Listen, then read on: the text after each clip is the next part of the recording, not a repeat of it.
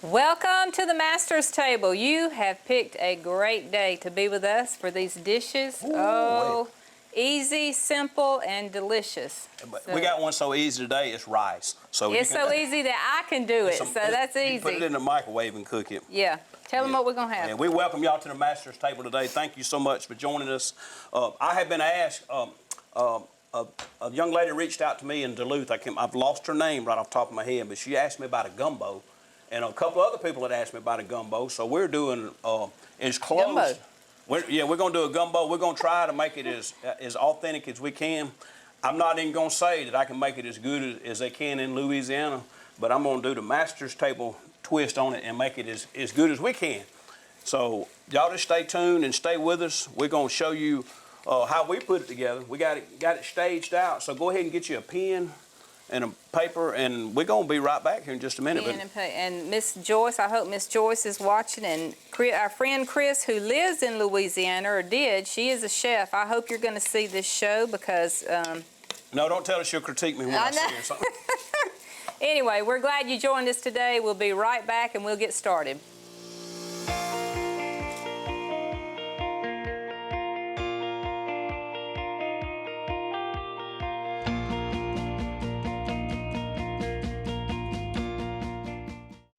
Welcome back. Let's get started on this dish. Did you even say what? You already got started. Yeah, we talked about making that's a gumbo. Right, that's right. This is going to be a chicken and sausage, and I'm pretty sure the ingredients will be up on the screen at some point.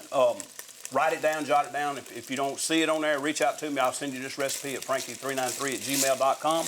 But Tina, we already got a little bit of a head start, and I'm going to tell you, I'm going to go over what we got going on. But I was going to tell you, the starter part of today is going to be, we got some shrimp.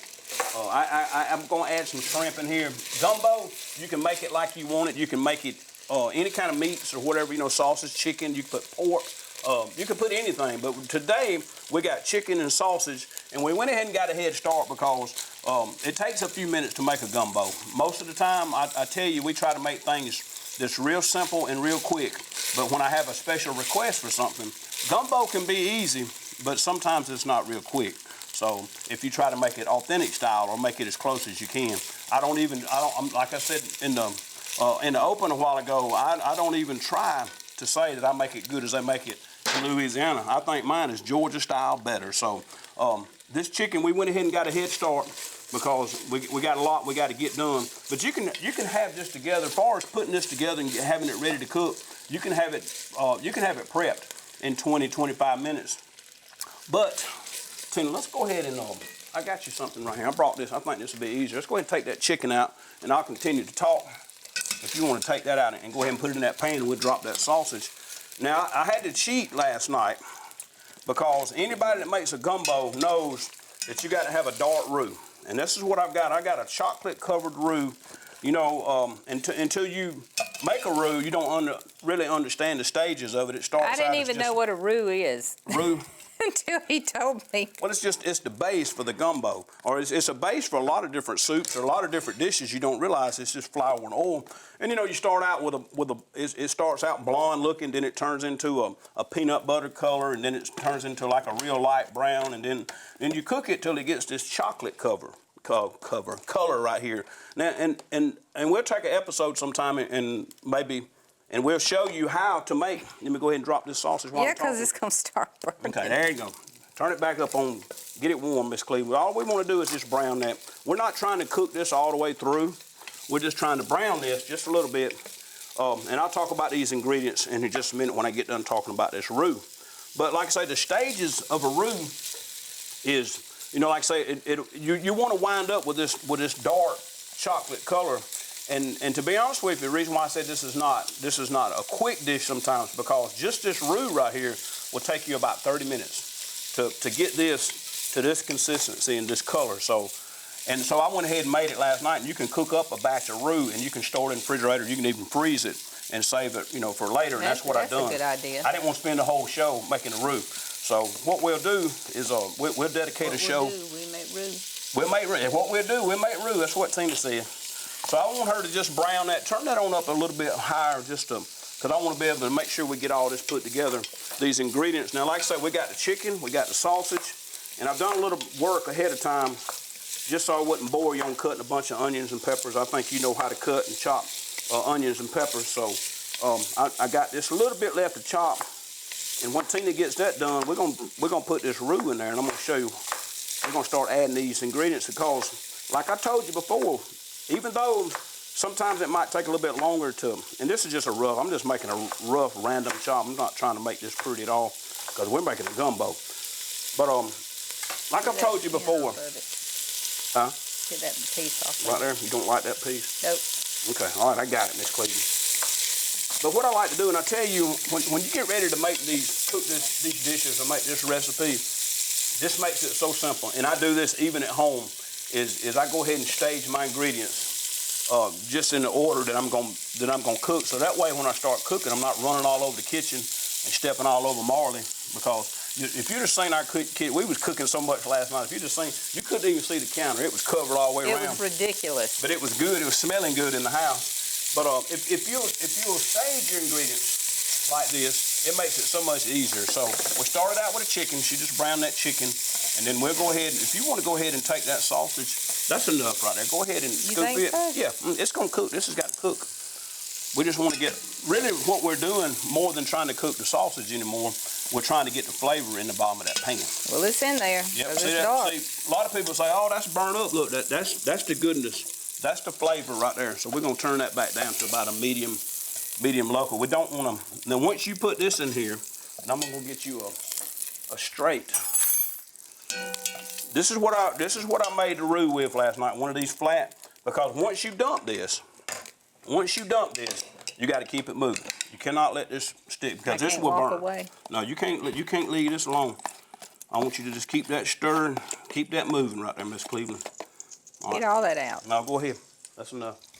That might be too much. May have to add a little more stock. But what we're gonna do is let that warm up because that pot's already hot. So if I'd have been making this from scratch and I'd have started we would have done this. We would have made this roux. After we done this, we would have dumped that flour. And to make a roux like this, if you was making it just for this one pot, I would start with a half a cup of oil, vegetable oil, and a half a cup of flour. And what she's doing right there is going to take you 30 minutes to get it to look like that right there. Now what we're going to do, that's starting to warm up.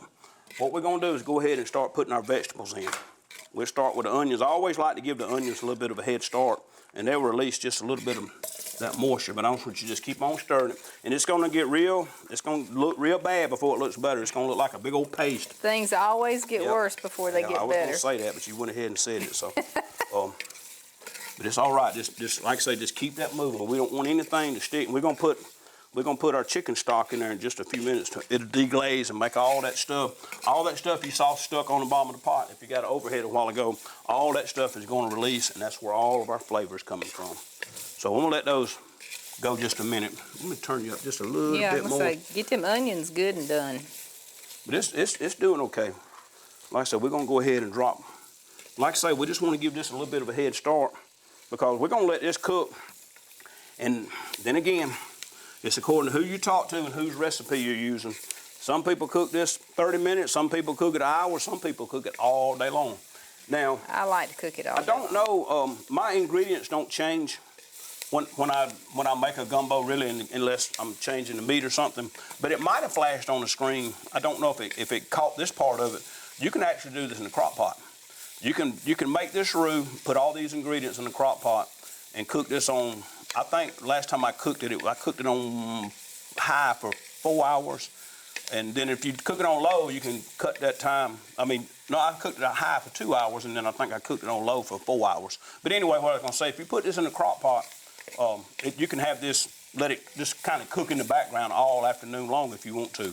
Because once it cooks a couple of hours, then you can cut that thing down on low, and it just keeps on doing its thing. So I just want you to just let that. We're going to give out about another minute. Then I'm going to go ahead and be getting this. This is what I love right here. I love this garlic right here. I don't know what it is about this garlic, Miss Cleveland. Keeps vampires away. I reckon. Keep you from biting me, right? Me. All right, we're going to go ahead and give that about, yeah, that's okay. Let's go ahead and dump Tina don't like Now, celery. see, you could have left that out and I'd have been Don't like the celery, fine. but I it's don't okay. like celery. It is all good. Got too many strings on it. No, it's good. I got it chopped down. Just keep on mixing. Keep on mixing. All right, so we put that was just a medium onion, I'd say a medium-sized onion. That was 1 bell pepper, and then we got 2 cans of these are diced tomatoes. I like the fire roasted tomatoes. I like the flavor that they already have when you start with them. So we're getting ready to dump these. I'm gonna let you. Yeah, you got that coated good. Let's go ahead and start adding a little bit more. These are good. I love these fire. These are good to cook in any of your dishes you put. And I know there's different brands. Buy whichever brand you can find in your big box store or grocery store or whatever. But those fire roasted tomatoes, and you can even get those that already have garlic in them too. And I like the garlic. I like the garlic. So that's looking pretty good already, Miss Cleveland. I think we can go ahead and put that on a slice of bread and eat it just like it is. Take that celery out.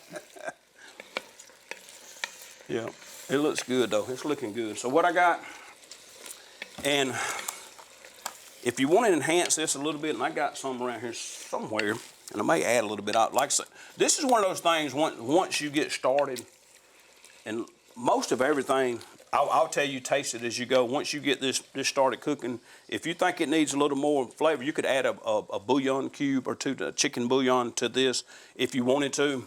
But I think it's going to be. I think we got so much stuff going on in there right now. I don't know if we need to add anything. And to be honest with you, I really like that. I've been buying the paste, the chicken base paste. I like it because it mixes so much well with water. So sometimes I'll mix up a spoon of that with a little bit of water if I have to add. So what we're going to do now, Miss Cleveland, we're going to go ahead and add. It says to start with 2 cups, but I've learned.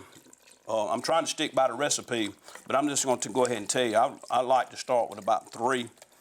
And I may go back and modify that a little bit in my recipe when I send it to you. But see, that's probably 2. But see, that's still real thick. So let's go ahead and go a little bit more, Miss Cleveland. What you think about it? I don't know. I'm going to go ahead and put this whole container. We're going to go ahead. I think that's a lot. Yeah, but we ain't even put the chicken in there. We hadn't even put the meat in it yet. We're going to add some more. It's going to take more than that. You start out with 2 and then you just keep adding. I guess that's what I'm trying to say. So we're going to bring that up, cut that up on high because we want to go ahead and get that up to a boil. We want to get this ready to cook before we have to go to break. But this is very simple. This is very, like I say, it seems like a whole lot of ingredients, but it's a little bit of prep on. But once you start this, if you do this like a dump and go, this right here is just. And the thing about it, you'll have enough. You can eat this today, and you can eat on it tomorrow, and you'll have enough to eat next week, and you might even be eating on this next weekend, Miss Cleveland. You can put it. You can get you a bowl of that with some crackers, and watch the football game, or the basketball game, or the baseball game. You can watch whatever you want to. Or HGTV. Yeah, HGTV. That show, I don't like it because it keeps me in a whole lot of trouble. Now, seasoning-wise, I'm gonna put just a pinch of salt. I don't put a whole lot of salt in most dishes that I cook because I figure people can always add as much salt as they want to, just like heat. We're getting ready to dump some Creole in here, and I'm gonna put this is probably a tablespoon and a half, maybe 2 tablespoons. The recipe calls for 2 tablespoons, so I just kind of dumped it out a while ago. I think that's probably pretty close to 2. I don't put a whole lot because I'll have a whole lot sitting on the table that you can put in there if you want to. But I'm sticking to the recipe today, Miss Cleveland. That's 2 tablespoons. We're gonna call that 2 tablespoons. And I started out when we started the chicken. You didn't see us start the chicken because we started that before we come on air just to speed up. But I used an all-purpose spicy today. This has got a little red pepper in it. I figured we was making a gumbo. This has already got a little red pepper in it to start with, so we don't wanna turn it up too much with a whole lot of Creole. So like I said, we'll have some sitting on the table. When you get ready to eat this, you can add all you want and you can make it as hot as you want to. So we got that covered pretty good. Let's go ahead and drop this. We're gonna drop this garlic.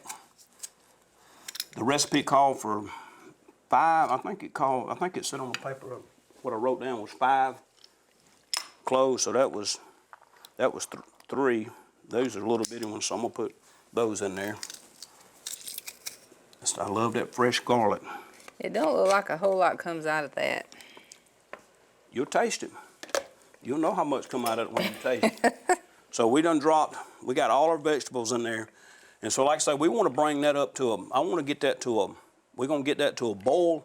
Power boil. And I think I want to go ahead and add a little bit more chicken stock or broth or whatever you want to call it. I'm gonna go ahead and add about half of this. Yeah. And can't you buy chicken broth with no sodium in it? Yeah, you can buy the lower sodium. And a lot of times, this is just what they had in a big box. I bought like a big container of it. This don't say low sodium, but they do have that sitting out sometimes as low sodium. And that's the reason why I don't like to add I don't like to add a whole lot of salt to it when I cook, because you know salt and heat is two of those things that you can put all you want in there. And I know you don't like it that hot, but my mama, if she was in here, she'd pour that whole thing in there. She would turn that thing up and pour it all in there and burn everybody in here up. She'd be telling you what to do. Huh? She'd be telling you. Yeah, I'm gonna try to get her to come on the show one of these days and get her to cook something for y'all. Now this is 12 ounces. Let me see. I want to kind of stick to what I told you. Let me see what I put on here. Oh, that's 16 ounces. It says on this. This is a 12-ounce bag. So instead of 16, we're going with 12. That's good. Yeah, that's okay.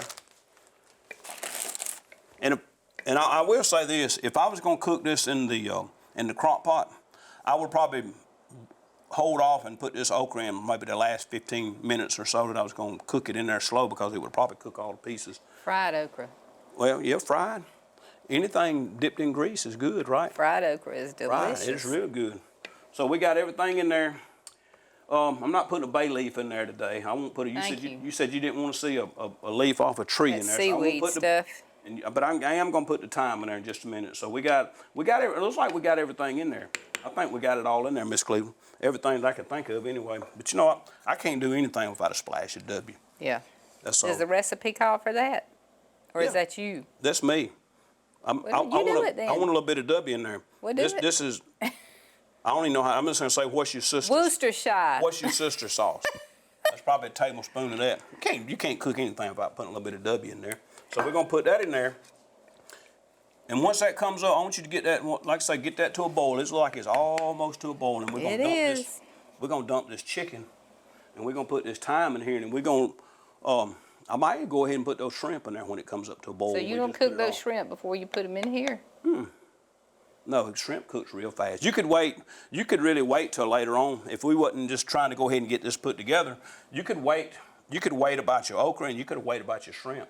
Really and truthfully, you drop those shrimp, and if that was boiling, you could drop those shrimp in there, and they would be done in a minute and a half.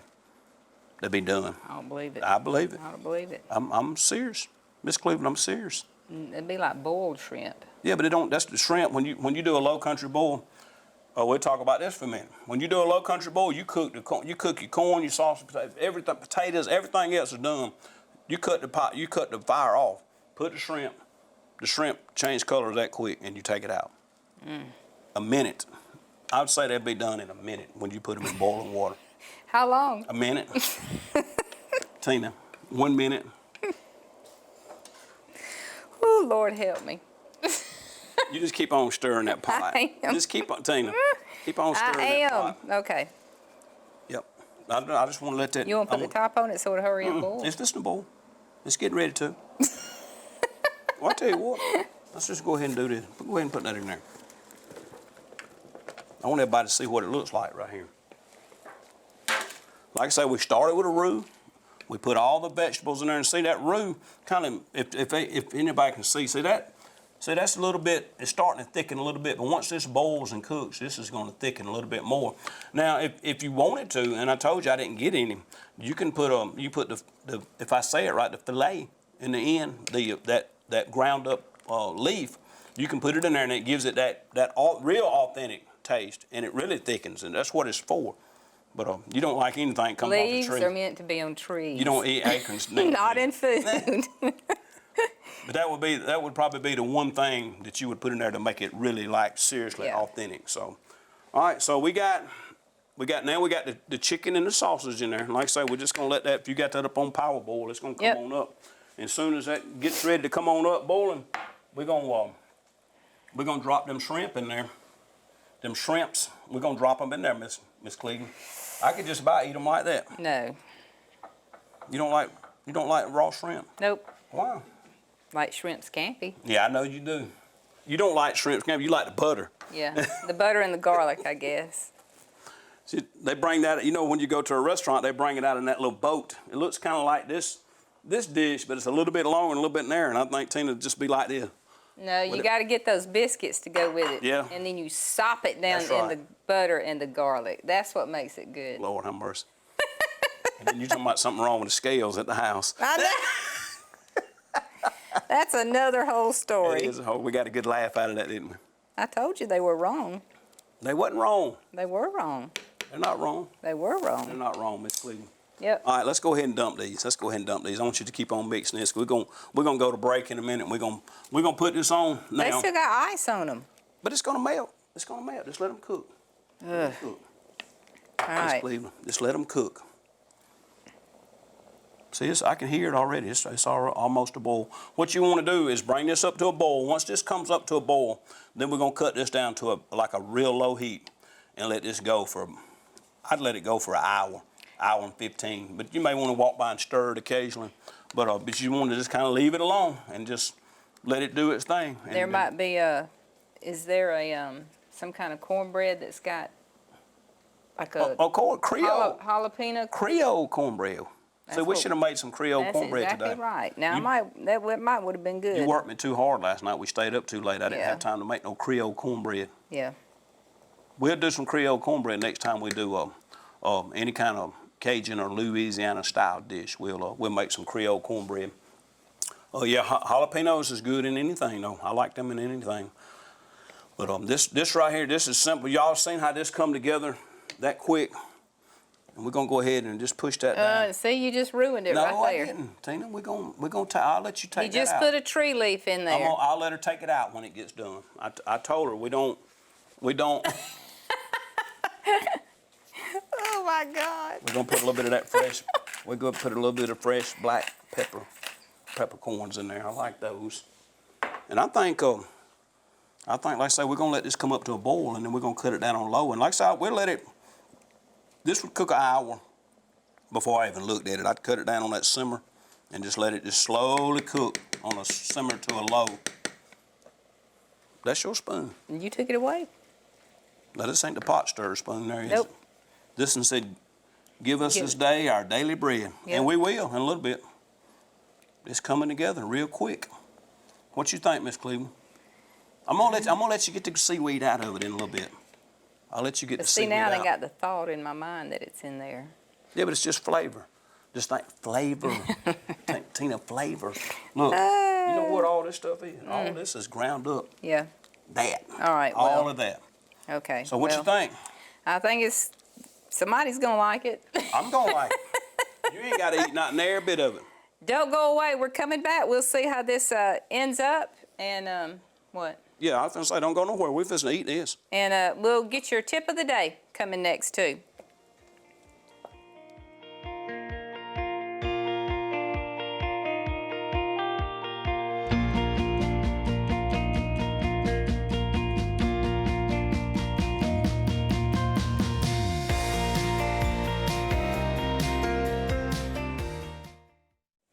All right, welcome back. We're going to see how this gumbo turned out, and before we do that, I'm going to give you your tip of the day. If you have honey with if you buy it in the grocery store, anybody gives you a jar of real honey, which somebody just gave us Yep. some the other night. Can't wait to eat it. How many times have you went to get it and it has crystallized? It's turned back, starting to try to turn back to sugar. So don't throw it away. Put it in a bowl or a bowl of warm water and let it sit there for about 10 minutes. And it will be good as new. So don't throw your honey away. And if you want to keep it don't put it in the refrigerator. Keep it in a cool, dry place, and it will not do that again. It won't crystallize again. So that's your tip of the day. It's good in coffee too, right? Oh yeah, I always use honey in coffee. Yeah, Tina's got it over there by the coffee pot, Yep, right over yep. that little coffee So, bar. She all right, squirts it let's in see there. this All stuff. right, so you've already been, this cooked an hour and a half. We wound up letting this go about an hour and a half. and you can tell how it's kind of thickened up. Oh, And there's one. See, Tina's been over here fishing. She said I had seaweed in it. Remember when I put that fresh thyme in it? It cooks. I mean, the leaves just cook away to nothing. Okay, yeah. And see, there might be, if you get a All right, stem. well, it looks good. So you get a toothpick for free if you find a stem while you eat. No, I'm just kidding. There's one right there. Oh, that's the whole tree right Told there. you, that was the whole So that was tree. the big piece that I put in. But see how the leaves just cook Yeah. away and just kind of dissolve into the Yeah. dish, makes it so good. This is probably as close as I know how to make authentic style. This is about the color I want, and this has got the shrimp, chicken, sausage. I didn't put the andouille. I just used the regular beef sausage. I didn't put a whole lot of heat in it. I didn't put a whole lot of heat. Got a little bit. Put it to your liking. Yep. Flavor. Flavor is key. And cook you some rice to go with it. It's delicious. Yep. And I guess that's it. That's it. There it is, gumbo. There it is. Y'all catch Pretty us next easy. time on Master's Table. Yeah. Join us cooking up next something week. good. Join us next week. Love you. God bless you. God is good All the time. all the time.